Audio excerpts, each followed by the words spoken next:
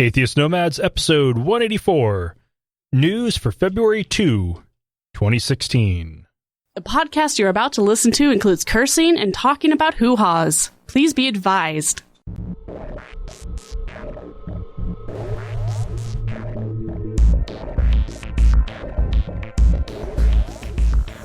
Welcome to another episode of Atheist Nomads. I am Dustin. Joining me as always is Wesley.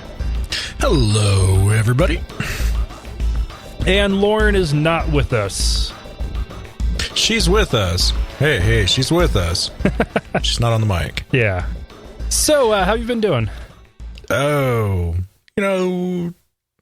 not too bad. I mean, okay, first of all, I get to ride my motorcycle again because it's warm enough. Oh, so nice. That is a major thing. That makes me feel so much better. Second, my boss has been out sick for the last couple days, which is always kind of cool. Okay. So, hey. Nice. Yeah. How about you? Oh, anything fun? Yeah, I built the workbench and I did go ahead and do the gluing inside the house.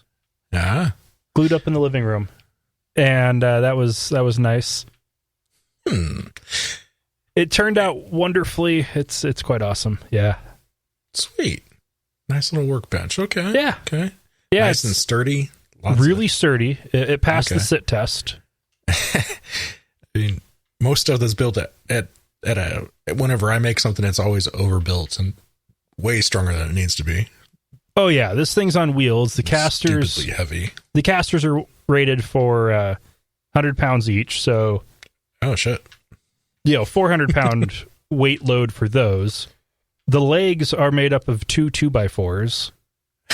All the cross beams are 2x4s, and it's two pieces of half-inch plywood glued together for the top. Huh. So it's pretty strong. Sweet. Pretty strong. Yeah. Tight Bond 2 for the glue. Everything is reinforced with screws as well. And so, yeah, it turned out beautifully. I'm quite pleased. That will give me much, much wonderful use for many years. And it's on wheels, so I can move it around. If I want to go work outside when spring comes, I can. If you ever move, I mean, can you just easily take the legs off? Oh, to move, just wheel it onto the truck and pack stuff into it and on it. Fair enough. Yeah. All right. Oh, did I ever mention that I got a Raspberry Pi going? No, you didn't. No? Oh, yeah. Fucking running RetroPie and a couple hundred games on there. Everything from PC Engine to Neo Geo, and it's kind of cool. Very cool. Raspberry Pi 3? Yeah, 3B. Yep. Okay. Nice. Wi-Fi and all that. Yeah. Got a little wireless receiver for my 360 controller, so just use that instead of any wired controllers. It's pretty slick. Very cool. So for the price of one of those little Nintendo Classic setups with the tiny wired controllers, I got something way better. Very nice. Yeah, I got to, super user do a little bit. That was kind of fun. Cool. Playing around on the command line? Yeah.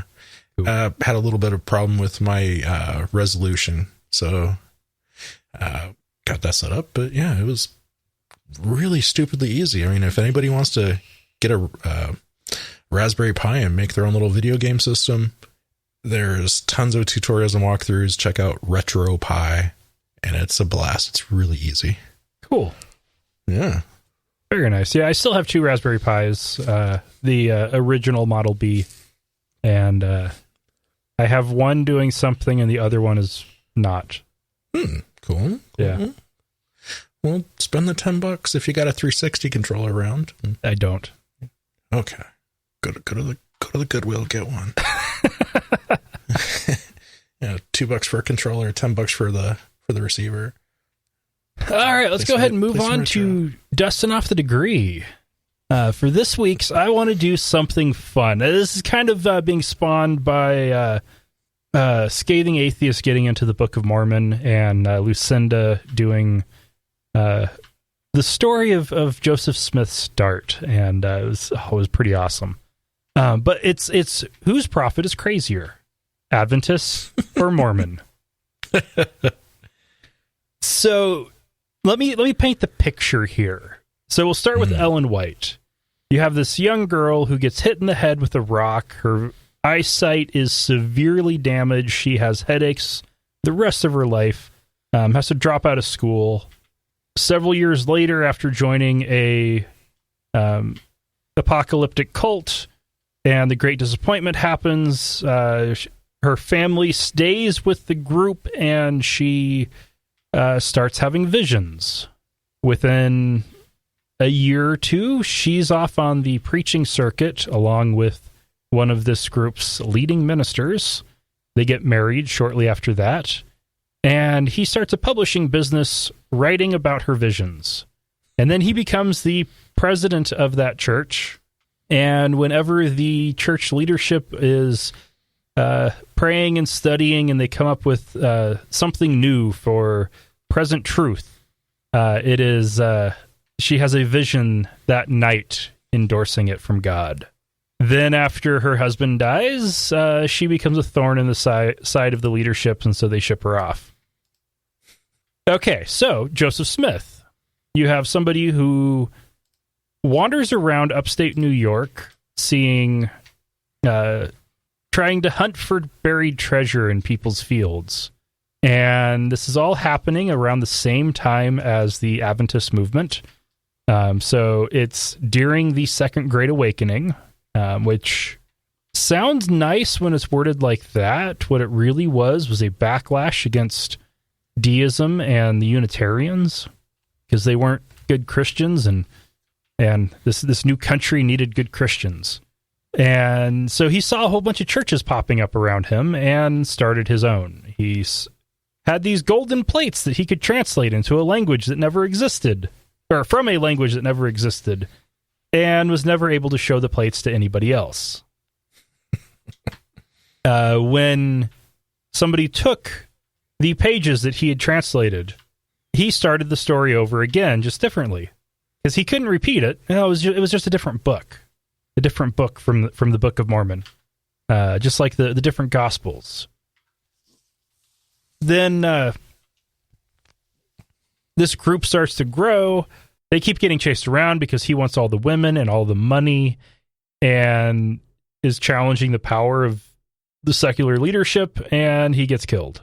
Should mention that he's wanting the married women also. Oh, yes. Oh, yeah. He wants all of the women. All of the women. So,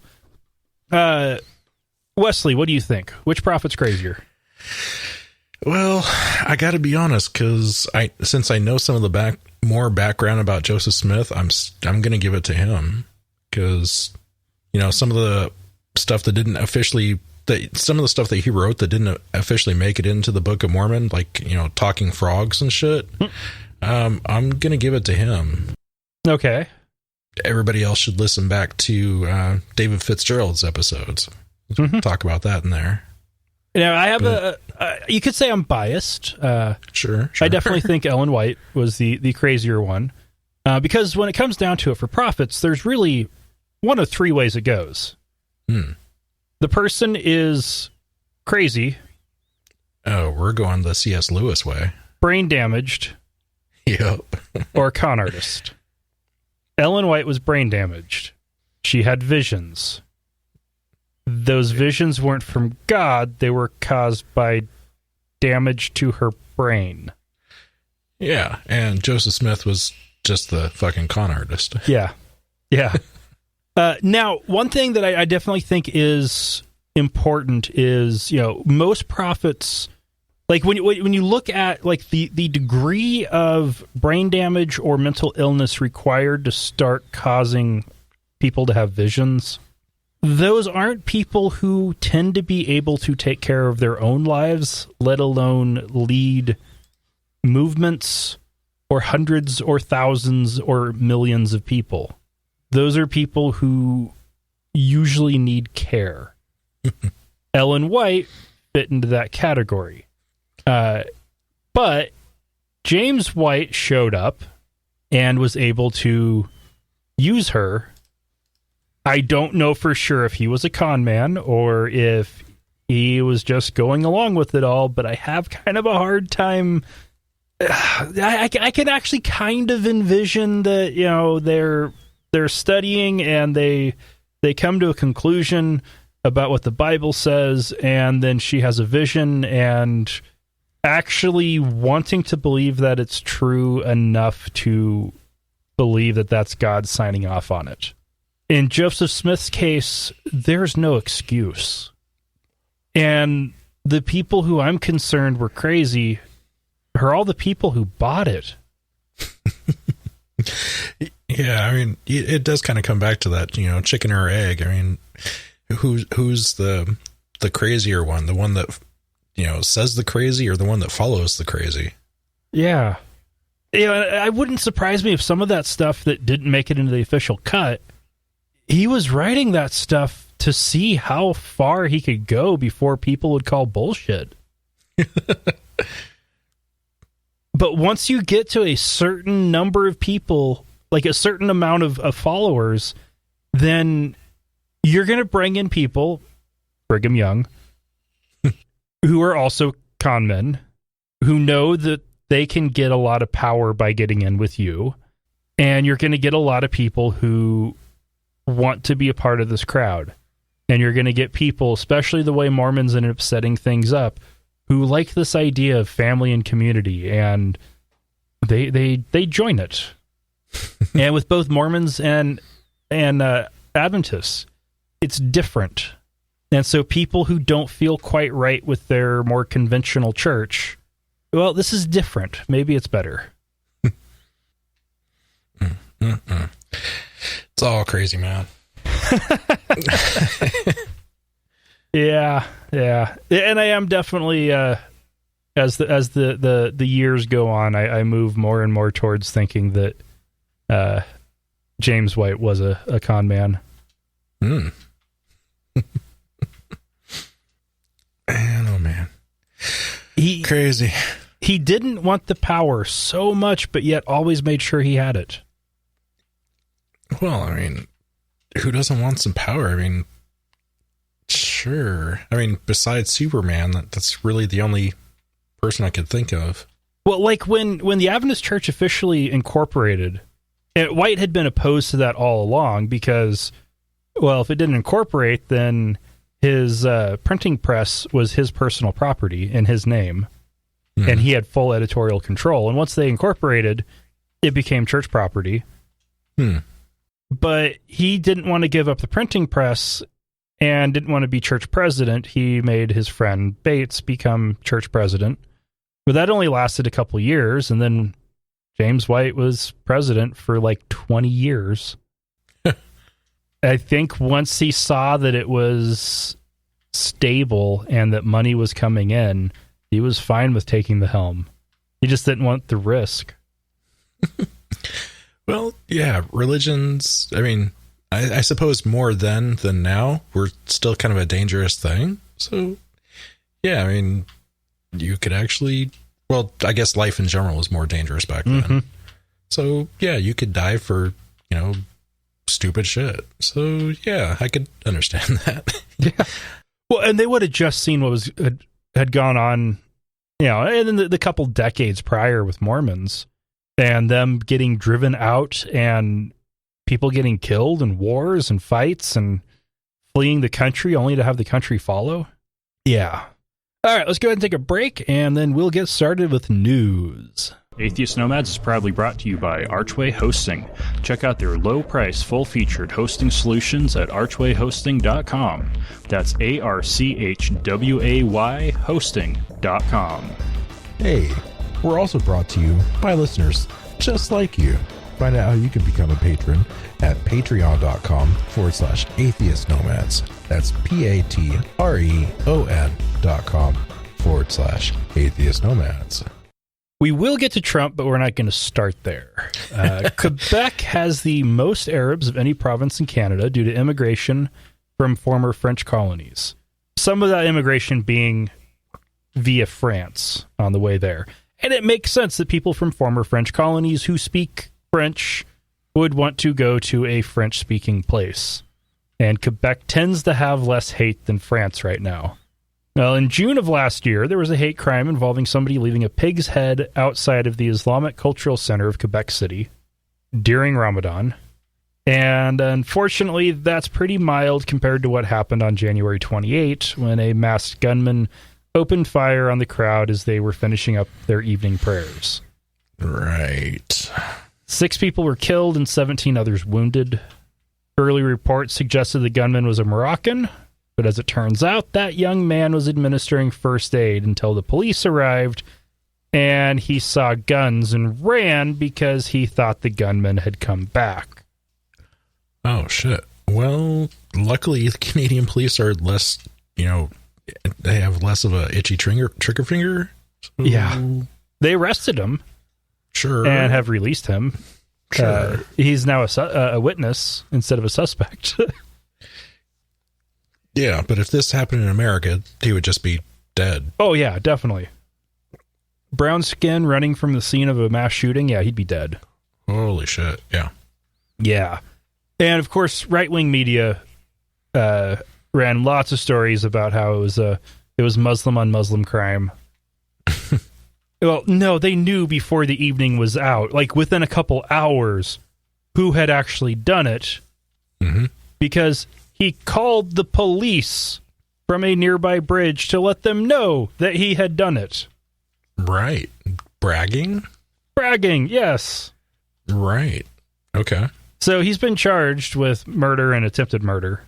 Hopefully he'll get a terrorism or hate crime charge added on as well.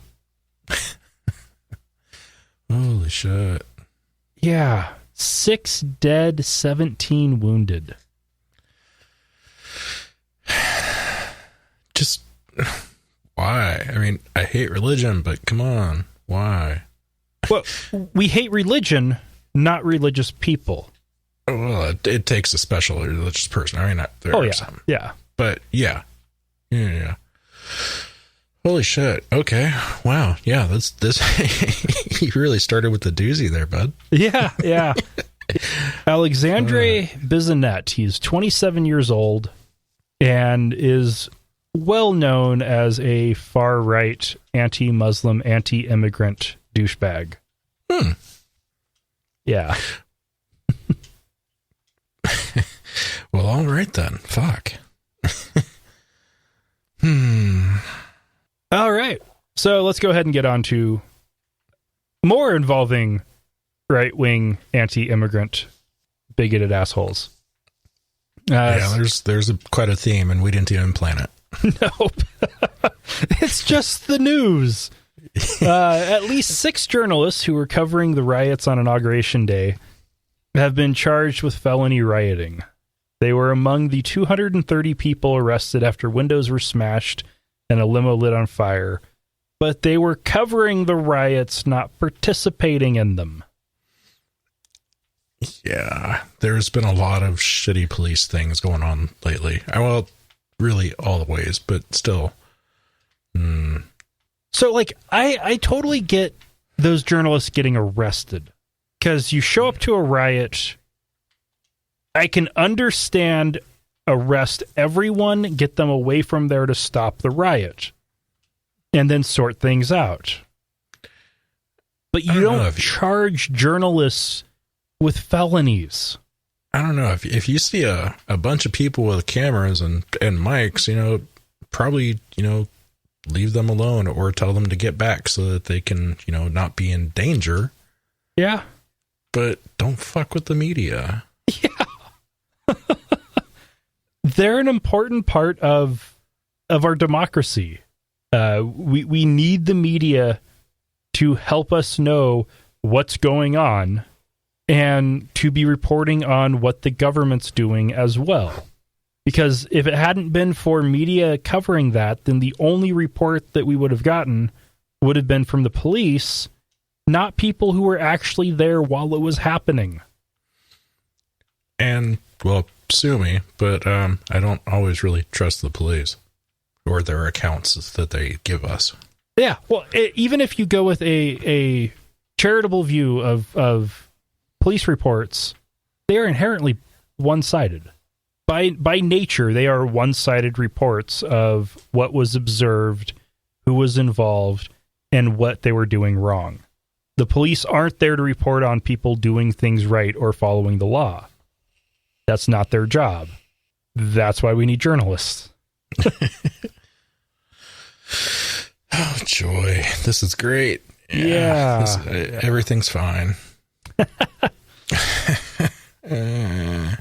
Yeah, you can, if you want to call it that. Okay. Yeah. All right. So, looks like we've got a Supreme Court appointment. Oh, yeah. I'm going to nail his name. I'm just Neil Gorsuch. Donald Trump just nominated him to the Supreme Court.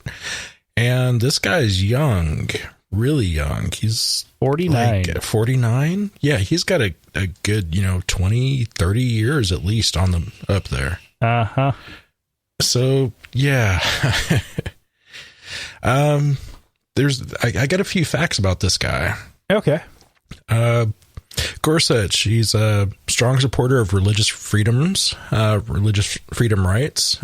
Last September, he joined a dissenting argument that requirements for contraception coverage in Obamacare ran roughshod over rights of religious nonprofits.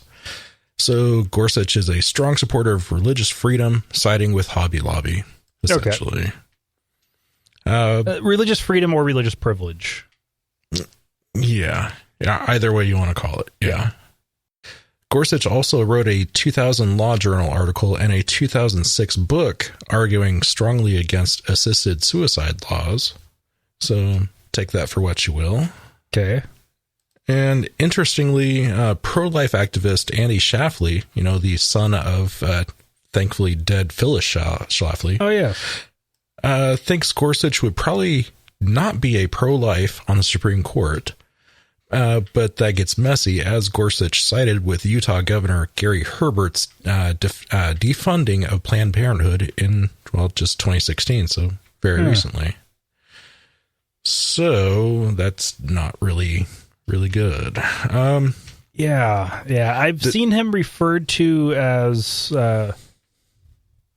being basically in the image of Scalia. He's probably less likely open to interpretation of the Constitution. I mean, Scalia got weird on some shit. Mm-hmm. But supposedly this guy is a little bit more straightforward and maybe a little bit more predictable. But he really hasn't had much way in the... You really don't know which way he's going to go on abortion rights, though. So interesting. I don't know. Yeah, still definitely an unknown quantity, but still definitely a country boy from Colorado. Essentially, he raises horses and shit out on his farm. So now he's going to be a city boy. I'm sure that won't make him very happy. Well, if he wasn't happy with it, he wouldn't have accepted the nomination. Oh, sure. But, it's fucking exciting. And, 50 years old, like the second youngest appointee ever. And, wow. Give him 5 or 6 years and, he might start burning out and getting pissed. Get a little pissed. Fuck it. It's to hell with these guys. And so we'll see. I don't know. Oh, boy. This is just unknown quantity all over. But, still, it's a Trump pick. That's still kind of scary. Well, and at least with what I've read about him, and granted, it's not much yet. This announcement was quite recent, within the last couple hours before we're recording. It seems like at its absolute worst, it puts the court back to where it was before Scalia's death. Yeah. Which is definitely not good. But at least he's not a complete fucking lunatic asshole. Yeah. That's the best I got. I do think it's interesting that Democrats are, even before this was announced, are threatening to filibuster. And as well they should. after the fucking Republicans fucked with them for so long, yes, they should. Not even considering Obama's appointment. Who was a fucking Republican himself? Yeah. Well, definitely a conservative. I don't know if Supreme Court justices are supposed to say if they're, Republican or Democrat or not, but I know he was definitely conservative. They are nonpartisan positions, but political alliances. You can tell by their fucking record. Their record and their political allegiances are not secret by any means. But yeah, so the filibuster, that could be interesting. I suspect it won't succeed, but if nothing else, if Democrats can demonstrate they have some backbone, that would be amazing. Absolutely amazing. Yeah, so we'll see where this goes. I'm not happy, but I could be a lot more mad. Yeah. I think the most concerning thing with it is he'll be on there for 30 or 40 years. It's a long time. Yeah. Well, what are you going to do? But, I got nothing. I can't say anything. Yeah. We're gonna have a lot of these, enlightening and heartwarming stories for, the next 4 to 8 years. Mm-hmm. So, yep. Deal with it.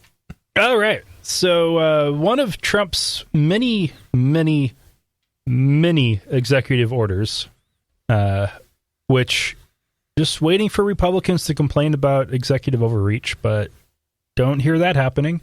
But anyway, it calls for a halt on refugees, and once that resumes, only allowing refugees of a certain type, which in some reporting of it has suggested only from minority religions, and it prohibits travel into the United States, at least for a limited time, for anyone from certain Muslim-majority countries.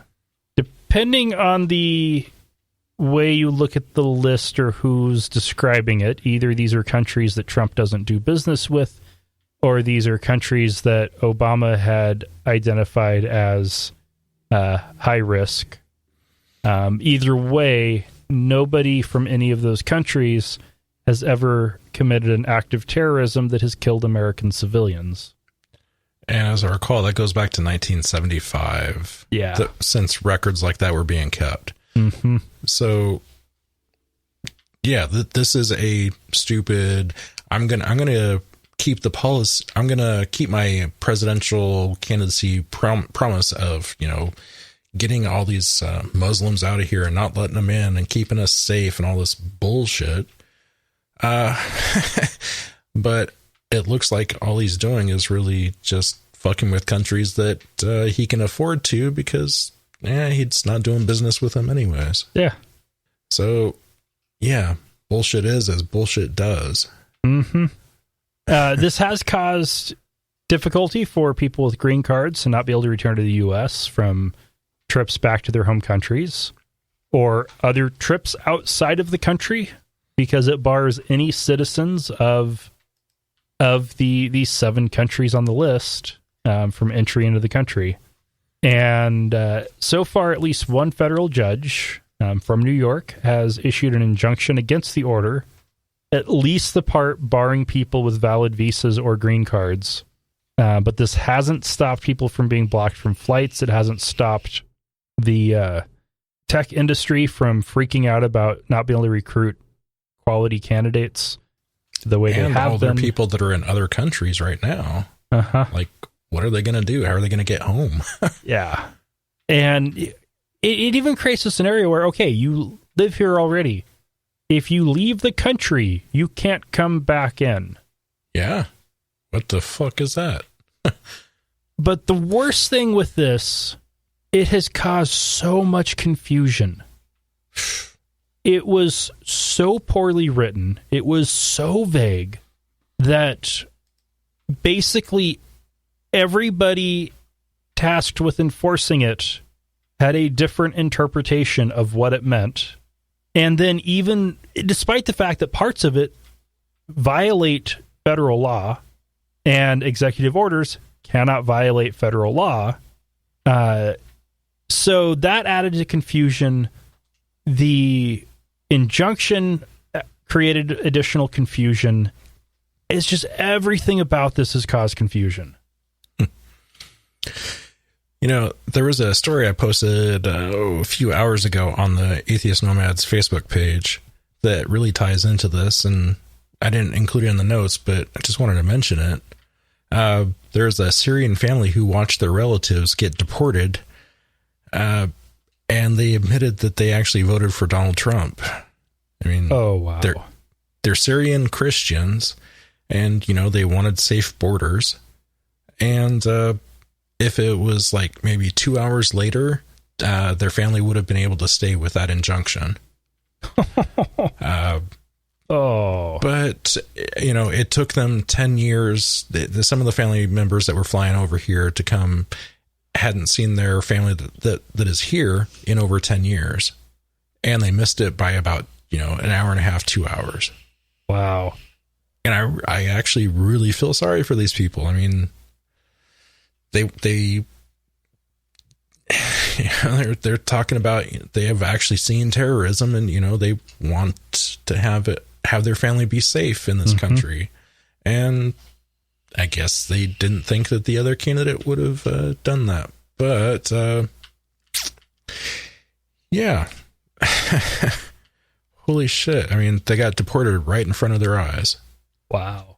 So really sad. What are you going to do? Yeah. Well, and then one part I definitely want to talk about is just the fact that this is specifically targeting Muslim majority countries. If it is because they are Muslim majority countries, then that would be inherently unconstitutional. A, fucked up, B, completely illegal, yeah. It bars all refugees from entering the country at this point, despite where they were in their application process, for 120 days.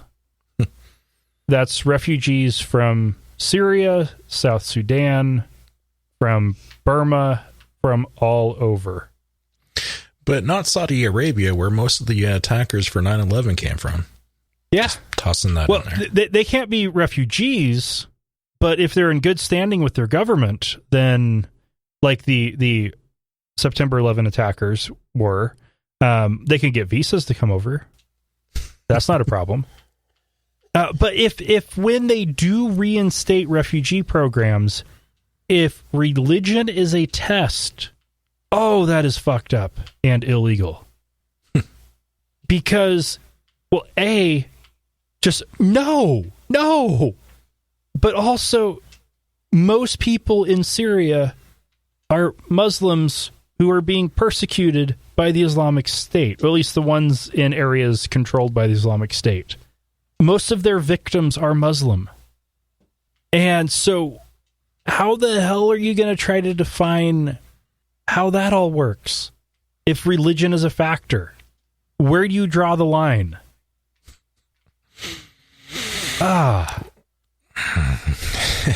There is no line that's not illegal.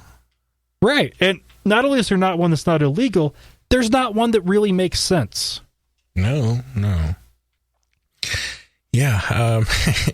You got Britain, England, who's trying to stop President Trump's visit over there.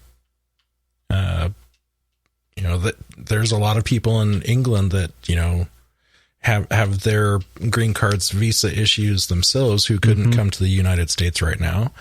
And they're like, you know what? We don't really feel comfortable having Trump come over here. Now, it is fair to say there are a lot of people in Britain who are trying to stop this. The British government is the one who has invited Trump.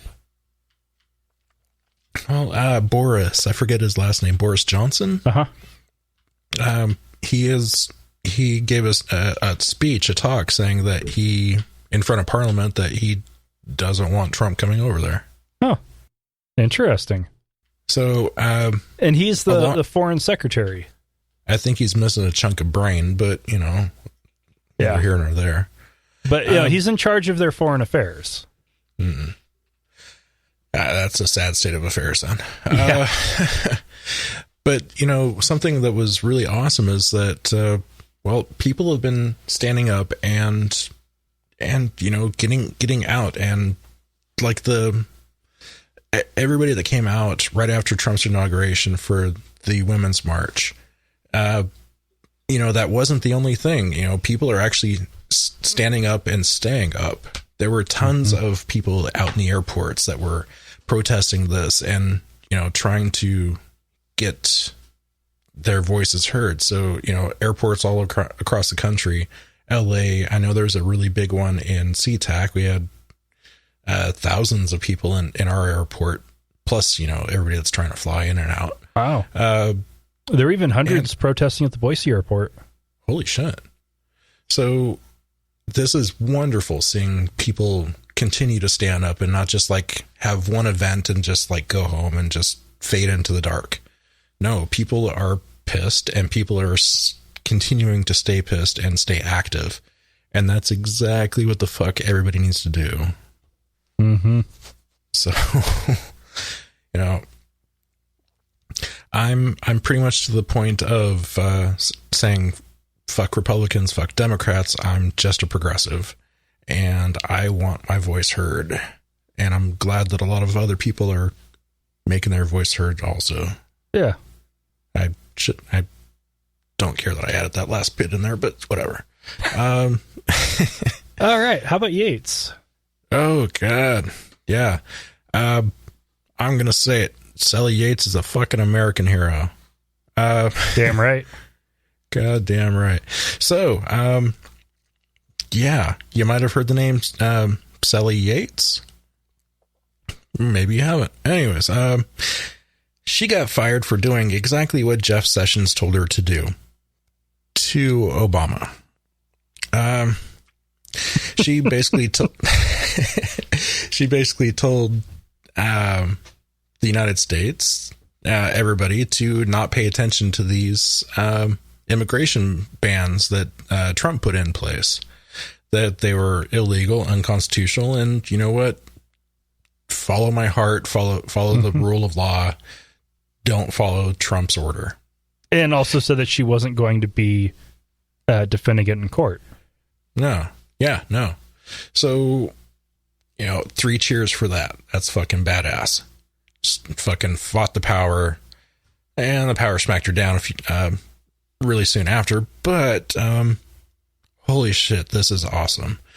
But yeah, like I mentioned, Jeff Sessions, just like I think it was 2015 with during Obama's reign, Jeff Sessions actually asked her, do you think the Attorney General has a responsibility to say no to the president if he asks for something that's improper?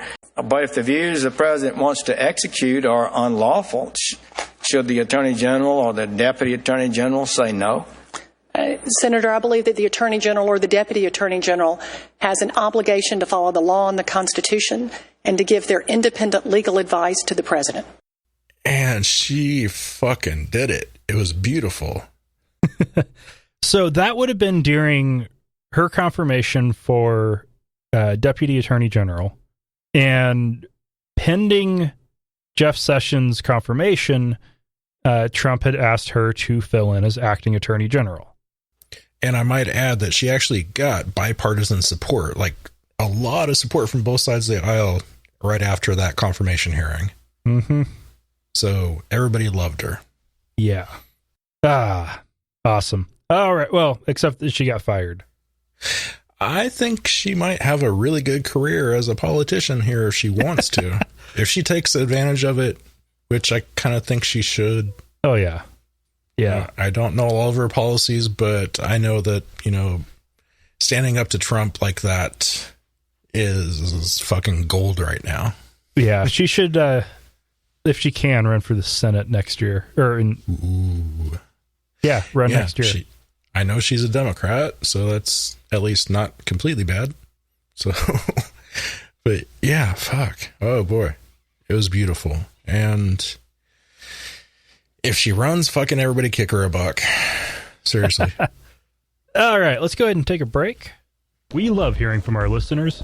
You can email us at contact@atheistnomads.com, tweet us at atheistnomads, send us a message on our Facebook page at facebook.com/atheistnomads, or better yet, call us and leave us a message at 541-203-0666. We might even play it on the show. You can also help us out by leaving us a review on iTunes, Stitcher, or your podcast directory of choice. Trump has removed both the chairman of the Joint Chiefs of Staff and director of national intelligence. Sounds like a smart move. Yes, from their permanent ex officio positions on the National Security Council. That is, by virtue of being in those positions, they have, as long as those positions have existed, been on the National Security Council. And they have been replaced with noted conspiracy theorist and white supremacist Steve Bannon, formerly of Breitbart. Right, sure. So let's replace people that are actually knowledgeable, actually knows how government and, military works. Mm-hmm. And, well, replace them with some right-wing conspiracy nut job. Yeah. Draining the swamp? Yeah. Oh, man. Yeah. I mean, don't get me wrong, I am not pro-military, but I would rather have somebody that actually knows how it works than somebody who doesn't. So they will both still be called in when their expertise is viewed as being important for the discussion or matter that's before the council. Sure. But it's the National Security Council. If they are talking about something, you definitely want intelligence, and having the military perspective is probably always a good idea. Having the perspective of a right-wing nut job is never a good idea. No. Bannon, he ran Breitbart, which is like at the top of the list of fake news sites. Yeah, I mean, the dude is right-wing conspiracy. He can't even give you cute anecdotes about Bigfoot. I mean, it's just all weird, fucking political racist bullshit. Well, like the insane executive order that we just talked about, he wrote it. Yeah, we're going to talk more about him. Oh, goodness. Bannon's a fucking piece of work. Oh, man. And he's on the not just on the National Security Council, but now he's a big part of it now. Important people. Yeah. Like, I don't see how he could even get a security clearance. The fuck? Well, I think you have an idea of what the fuck is going on. Well, at least GQ does, and I don't think I've ever said those words before in my life. GQ just put out an article a few hours ago saying, in case it wasn't yet clear, Steve Bannon is our president, with a subheading of Donald Trump is just a puppet who doesn't care about anything. I would amend that to say that Trump definitely cares about his image and reputation in the public's eye. Other than that, yeah, he really doesn't care about fucking anything. Well, if he actually cared about his image and reputation, he wouldn't have said all the things he said. I mean, all Trump does is say sad, fake loser in a twit, and then says that everything is fake news, and then, obviously that makes it all right in the world somehow. Yeah. Yeah, so Steve Bannon is making far-reaching and unprecedented decisions in this White House, and is totally undermining the basic checks and balances that, you learned about in, fucking junior high civics class. So, what the fuck? I mean, I used to say, Trump was really dangerous, and then, if Trump gets tossed out, Pence is really even more dangerous, but fuck, I think Trump's a fucking idiot, and Pence is still fucking dangerous as all hell, but Bannon is just spider webbing his way into everything. And that guy, I think more than anybody right now, he needs to go. Yeah. This is scary. I mean, just in, a few days, this guy is basically writing everything that crosses Trump's desk for Trump to sign. And it's just weird. I mean, like, he was the architect of Donald Trump's "Don't Call It a Muslim Ban," even though he calls it a Muslim ban. Mm-hmm. But come on, this is completely horrible, and we need to keep standing up. That's my only solution right now, because I can't say take action of some sort, but stand up. Yeah, keep speaking out. Fucking get good people elected as soon as possible. All right. Well, let's go ahead and look at one more story from not the U.S. Last year, Russia decriminalized minor assault, things like fights on the street or in a bar, as long as it's infrequent and doesn't cause substantial harm. It's still illegal, but it's considered an administrative offense, so roughly equivalent to an infraction in the U.S., like a speeding ticket. But this left a gaping hole that the pro-family activists in the Duma could not let stand. So they have now also decriminalized, by a vote of 380 to 3, domestic violence, as long as it doesn't happen more than once a year and doesn't cause substantial bodily harm. So only 3 people said that you're not allowed to have a freebie once a year of beating your wife. Right. Okay. That makes no sense at all. And substantial bodily harm, what's that even mean? Is it as long as you don't cause internal bleeding or break a bone? I mean, are we going to the slave rules, and you can't hit them with anything bigger than your wrist or their wrist? Forget. It's fine as long as it doesn't involve hospitalization? I mean, some women will complain if you give them a black eye. I mean, that's debatable. But I don't think that would be substantial bodily harm. So, they've made it so it's okay to beat your wife as long as you don't do it regularly. Actually, let me rephrase that. You have to do it regularly. It just can't be at a high frequency. Like I said, you get a freebie once a year. Sure. Right. Yeah. Now, unsubstantial bodily harm, or just mental abuse. Mm-hmm. Great. Yeah. Now, it is punishable. Or sexual abuse, I'm assuming. Because I'm guessing you can't rape your wife in Russia. It just... Yeah. So it is still punishable by roughly a $500 fine or 15 days arrest.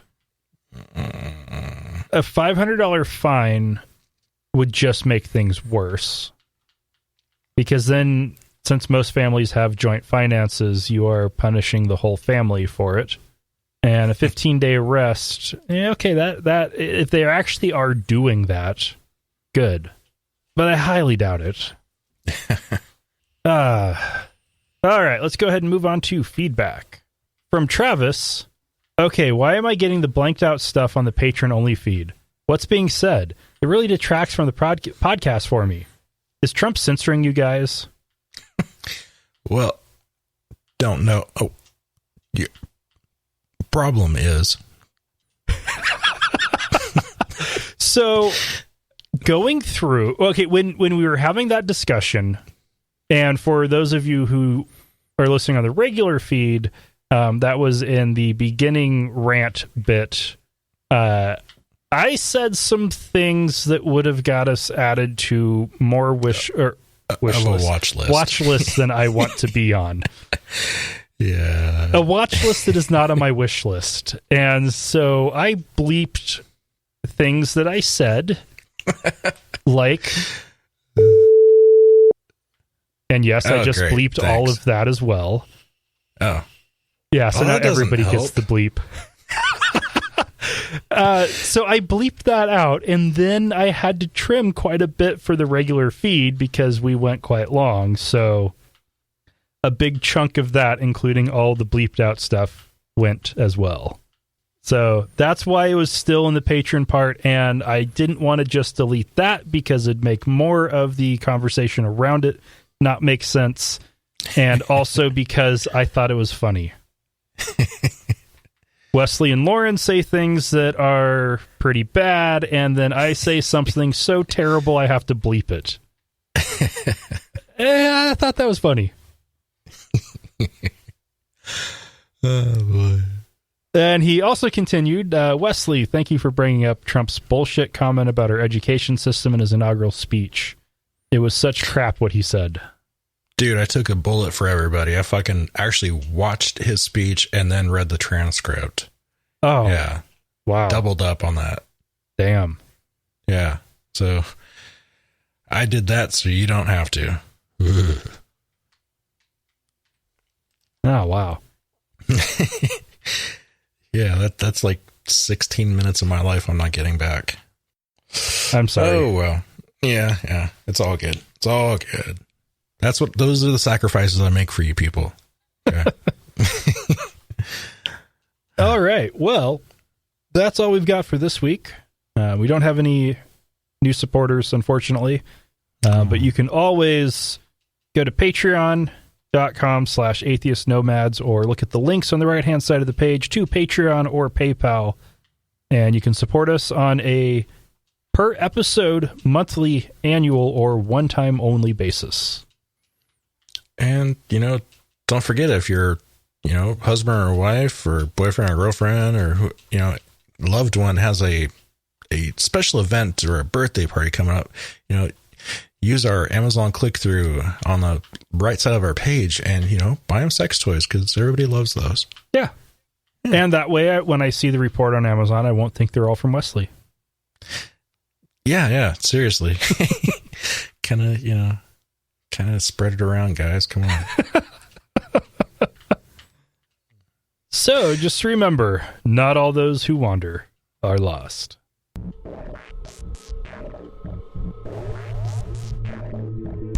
Thank you for listening to another episode of Atheist Nomads. You can find show notes and contact information at atheistnomads.com. Follow us on Twitter at Atheist Nomads and like us on Facebook at facebook.com/Atheist Nomads.